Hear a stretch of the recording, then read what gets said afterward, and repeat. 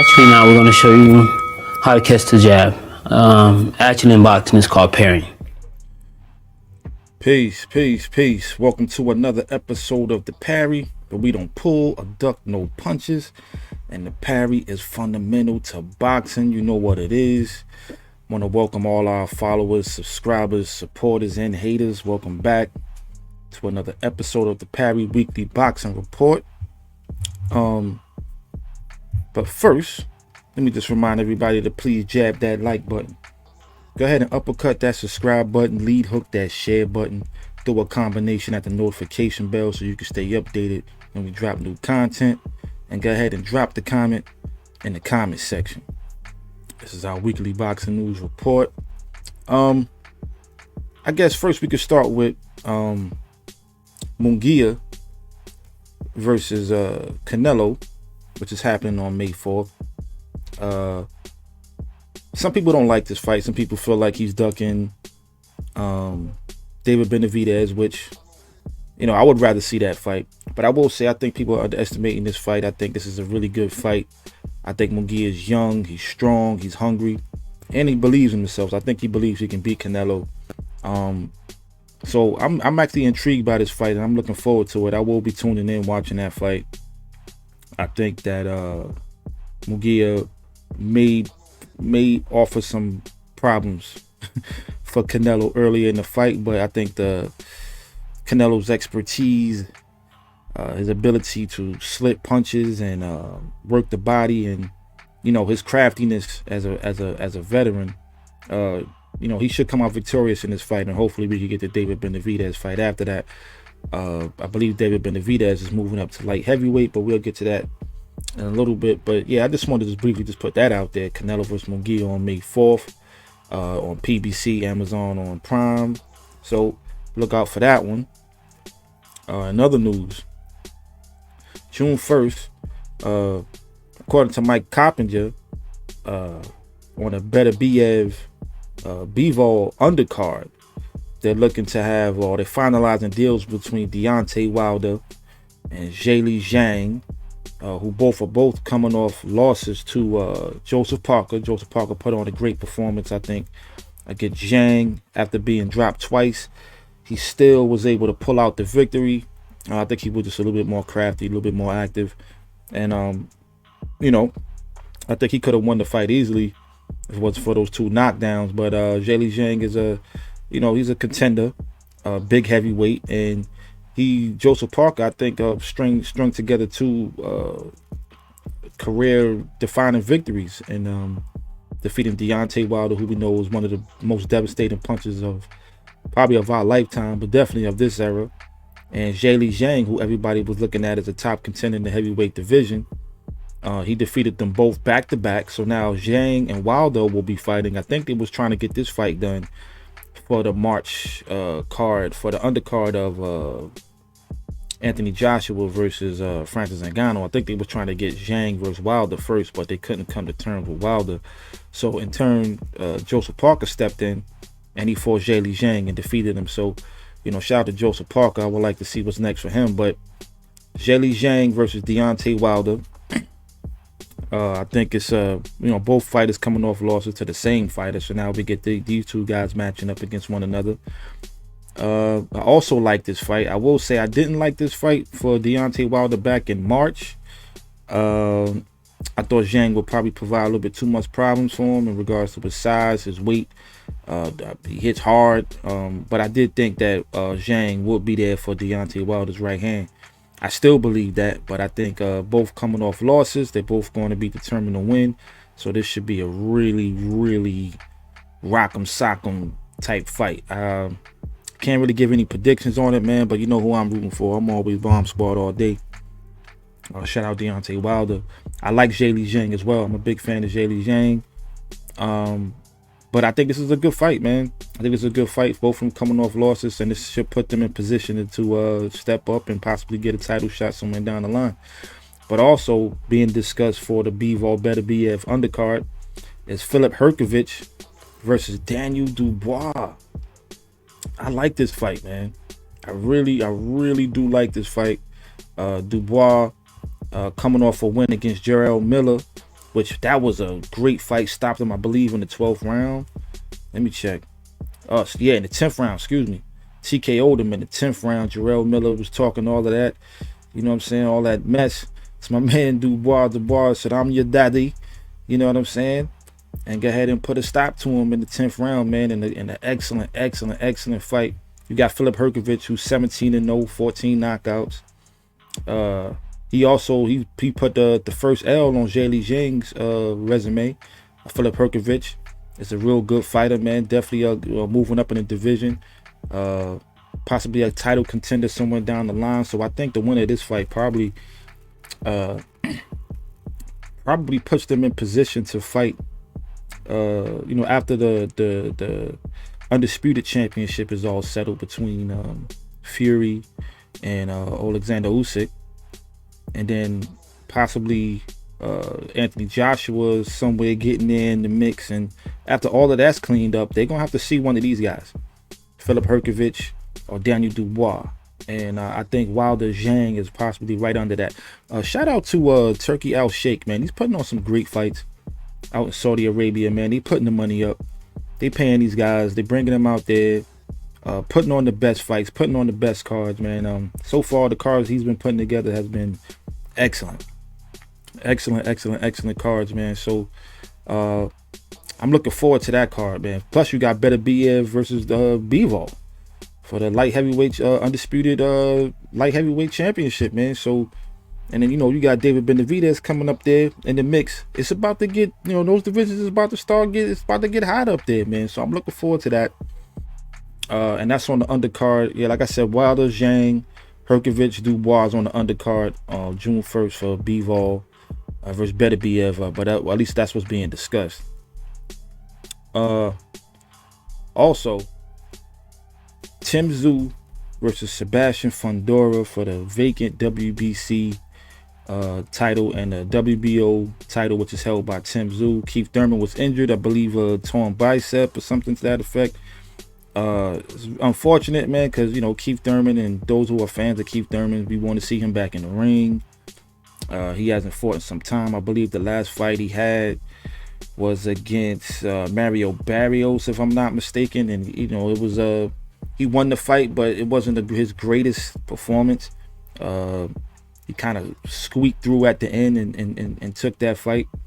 And a fighter moving up in weight, no less. But Mario Barrios is a tough contender. But Keith Thurman, I mean, they called him one time, but now it's sometime, or now it's no time. When we gonna see this man in the ring, man? But anyway, nonetheless, we got Tim Tszyu versus Sebastian Fundora. I believe that fight is coming up. Forget the date, but whenever I get the date, I'll put it up there. But I forgot the date of that fight. But that's coming up just now, the 30th, March 30th, is that fight on Amazon. I believe they're still keeping it pay-per-view. I personally wouldn't want to pay for that fight, but it is what it is, man. But on the Tim Tszyu Sebastian Fundora front, the winner of that fight must fight the pound for pound king, Terrence Crawford, says the WBO. And I just saw some pictures of shout out to Blue Blood, man. Blue Blood had did a show basically showing how my man Terrence Crawford bulked up, man. He's ready for 154. He's looking to be undisputed in his third weight class, which is unprecedented for a male fighter anyway. But yeah, the winner of Tim Tszyu versus Fundora is going to have to face Terrence Crawford next, according to WBO. Fundora being a 6'5", that's something 6'4", 154 pounder, and Tim Tszyu only being 5'8". Interesting matchup, man. I will say, they say styles make fights. I like Tim Tszyu, man. He's crafty, really good fighter. And it's just unfortunate that whenever he's about to fight an opponent with a name that can really put his name on a blow his name up, particularly over here, like he was supposed to have fought Jamel Charlo. Jamel had to back out due to a hand injury. Then now you got the Keith Thurman fight. Keith Thurman gets a torn bicep. So Now he's out the fight. Now he's fighting Sebastian Fundora, who could spoil the whole party. You know, I definitely wanted to see Tim Tszyu face Terrence Crawford, but Sebastian Fundora is no slouch. Even though he's coming off a loss to Brian Mendoza. Brian Mendoza was Tim Tszyu's last opponent. Tim Tszyu beat Brian Mendoza, I think, by a unanimous decision. But Brian Mendoza knocked out Sebastian Fundora. So, nonetheless, again, just because Mendoza knocked out Fundora, and Mendoza's an opponent that Tim Tszyu beat, doesn't mean Tim Tszyu is going to beat Sebastian Fundora. I'm picking Tim Tszyu personally, but I just think that's 6'5" or 4. I forget what his height is, man. That's just 5'8". If he used that jab and not, you know, to get into his typical, you know, Sebastian Fundora likes to fight, man. He likes to mix it up. I think if he used his height and his reach, he can give Tim Tszyu some serious problems, man. 6'5" is pretty tall for that division, man. But that's a good fight that's taking place on March 30th. PBC on Amazon Prime. I believe it's pay-per-view. You know, so go out and support it, man. I mean, I would love to see Keith Thurman in that place, but nonetheless, we still got a good matchup in that fight. And the winner of that match, I believe, has 5 days to begin negotiating with Terrence Crawford, and then I believe 180 or so days to actually execute the fight and make it happen. So apparently we know that Crawford's moving up in weight to 154 pounds, so y'all better watch out. The best fighter in the world is moving up, and the winner of Tim Tszyu Fundora is on the menu next, man. You know what I mean? It's hard for me to pick against the best fighter in the world at this point, even at 35, 36 years old, whatever his age is now. I still think he's the best fighter in the world, and I don't see nobody at 154 beating him at this point.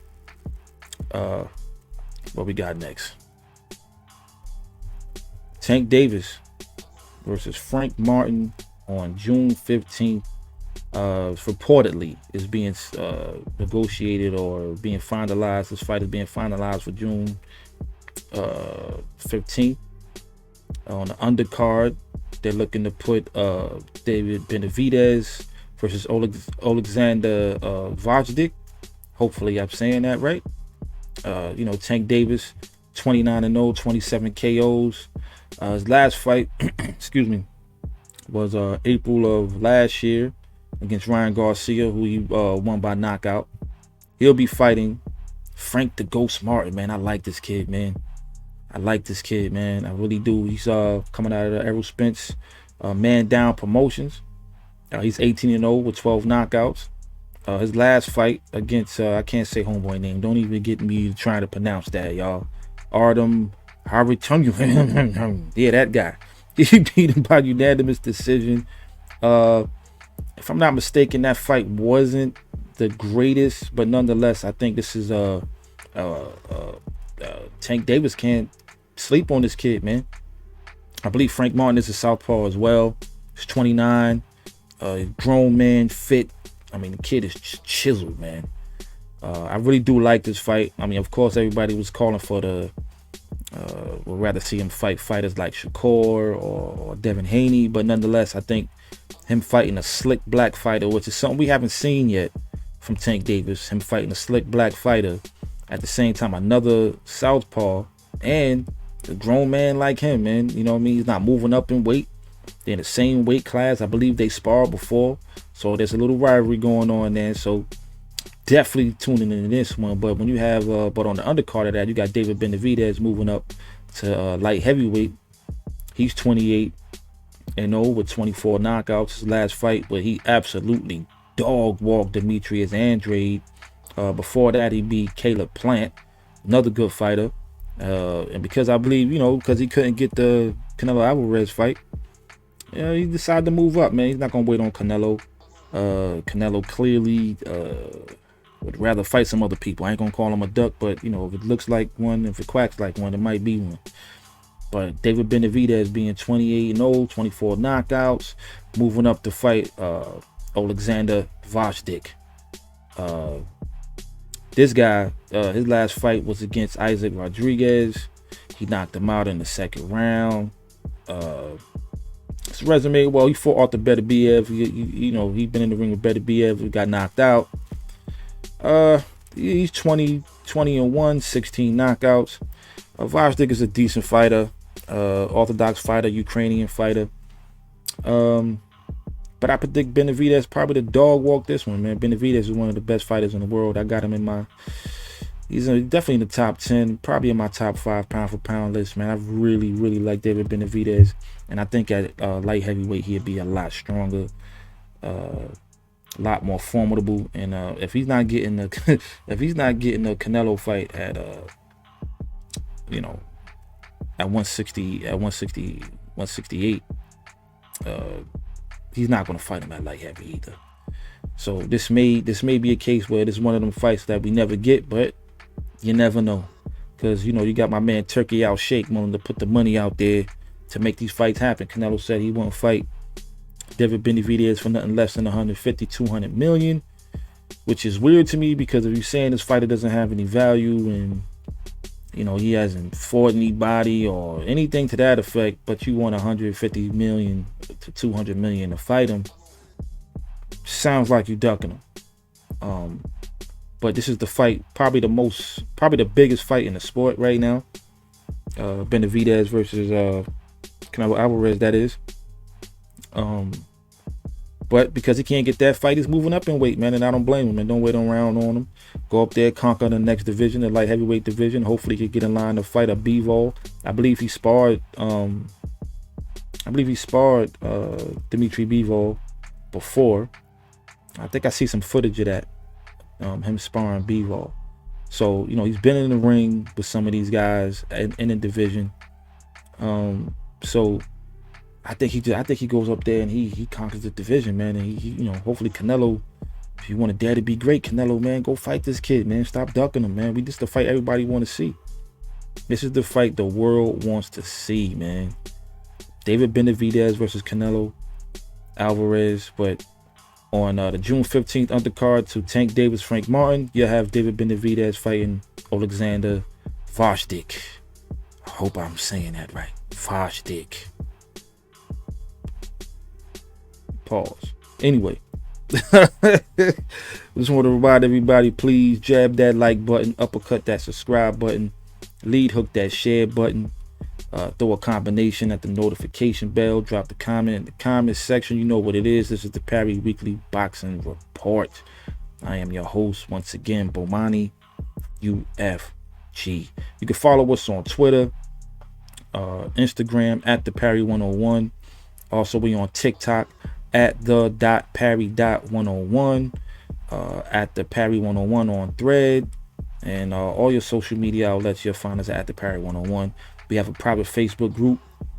You can search the Parry and answer the questions, and we'll allow you in, where we share exclusive content in our group. We have Shakur Stevenson, who's took to Twitter and announced that his next fight will be July 6th in Newark. He didn't name an opponent. Let's try to read his tweet. He says, July 6th, Newark, New Jersey, be there, tune in. It's gonna be a murder scene. Whoever it is, gotta take real punishment because of y'all. Because of who? I guess because of us, because we tired of you. Nah, never mind. Not even gonna do all that. Shout out to Shakur Stevenson. But hopefully he find us a formidable opponent. For his comeback, he did announce a retirement real quick. Now he's saying he's back. He offered to step in to replace I can't think of my boy name right now, Ryan Garcia, against Devin Haney. And you know, the Twitter wars between Bill and Shakur has actually been hilarious. They've been going back and forth. Bill pretty much is was saying that this dude is capping. You know, on one side you have Shakur saying he never received a real offer, but yet he responded to the 25% that was offered to Bob, who, you know, on the one hand he say, you know, he never got an offer, but then he's telling other people they gotta holler at Bob, and pretty much that's what Bill said he did. That's what Bill Haney said he did. He reached out to Bob Arum to make the fight happen. You know, but hopefully down the line we get the Shakur Stevenson Devin Haney fight. But he is having a fight or return back to the ring on July 6th in Newark, New Jersey, which is his hometown. Shout out to Bricks. Brick City. You know what I'm saying? I'm from New York, Brooklyn, but I used to live in Jersey, East Orange to be exact, not too far from Newark. You know what I mean? Finally, we're gonna end off with we have Juan Francisco Estrada, who's 44-3, 28 KOs. They're finalizing a deal between probably the best flyweight in the world, man. He's you know, his last fight against Sonny Edwards, I'm talking about Jesse Bam Rodriguez, who's 19-0 with 12 KOs. Put on an excellent performance against Sonny Edwards for the IBF and the WBO flyweight titles. Some believe that Jesse Rodriguez is one of the top fighters in the world. He just moved up on a lot of people's pound for pound list. I think he's definitely the best flyweight in the world. I do have him in my top 10. I don't know about top 5, but I definitely got him in my top 10 pound for pound list. Jesse Bam Rodriguez versus Juan Francisco Estrada. Estrada's a veteran, been in there with Roman Gonzalez, fought him actually twice, maybe even 3 times. Dwayne Beeman, you know, he's a veteran. Like I said, 44-3, 28 KOs. This should definitely be a good fight for the young Jesse Bam Rodriguez. And that fight taking place at 115 pounds, according to ESPN, Mike Coppinger report. So a lot of good fights coming up, man. A lot of good boxing this year. We had some great fights this year already. You know, we're coming off the Anthony Joshua obliteration of my man Francis Ngannou. There's been a lot of good boxing this year, man, and it's gonna be a lot of good boxing moving forward. And I think having my man Turki Al-Sheikh and the Saudi Arabians, man, putting up the funds to make a lot of these big fights happen, and just paying these guys, man, and just stacking the cards, man. You know, that fight between Wilder, Zhang, HRGOVIC, Dubois on the BIVOL BETERBIEV undercard, man. Now, that's a pay-per-view worthy event, man. I mean, a lot of these promoters over here can learn from what's going on over there, but understand the business is different, and that money different. You're dealing with that oil money. You know what I'm saying? But yeah, man, I'm gonna wrap this up. Shout out to my co-host Che Black. Shout out to all the supporters of the Parry. Shout out my man Mental Son, who did the logo for us. You know what I mean? Check out Artifacts Clothing. You know what I'm saying? The sponsor or unofficial sponsor of the Parry. You know what it is. Make sure I put that in the description. You know what I mean? But yeah, man, I'm gonna need y'all to go ahead and just jab that like button, uppercut that subscribe button, lead hook that share button, and throw a combination at the notification bell so you can stay updated when we drop new content. You can follow us on Twitter and on Instagram at the Parry101, and on TikTok at the.parry.101, and on all social media platforms. Please don't forget to hit that subscribe button. Yeah, press it right now. Go ahead and press that button. Hit subscribe, hit like, drop a comment in the comment section for your brother. And I want to thank y'all for joining us on the weekly boxing report. This is the Parry, where we don't pull and duck no punches, and the Parry is fundamental to boxing. You know what it is. I am Bomani UFG, signing off. We out. Actually, now we're going to show you how to catch the jab. Actually, in boxing, it's called parrying.